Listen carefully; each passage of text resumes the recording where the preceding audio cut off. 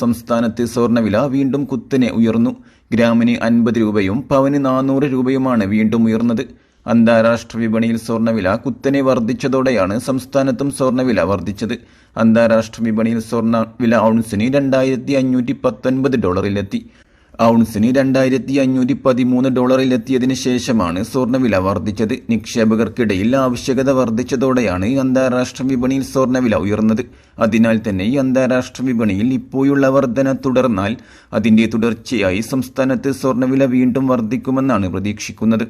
അതേസമയം സംസ്ഥാനത്ത് തങ്കവില ഗ്രാമിന് കോഴിക്കോട് 7,280 രൂപക്കും എറണാകുളം, തൃശൂർ എന്നിവിടങ്ങളിൽ 7,270 രൂപക്കുമാണ് വിൽപ്പന പുരോഗമിക്കുന്നത്. അതേസമയം ഇപ്പോൾ ഒരു ഗ്രാം സ്വർണം 50 രൂപ വർദ്ധിച്ച് 6,720 രൂപക്കും, ഒരു പവൻ സ്വർണം 400 രൂപ വർദ്ധിച്ച് 53,760 രൂപക്കുമാണ് വിൽപ്പന പുരോഗമിക്കുന്നത്.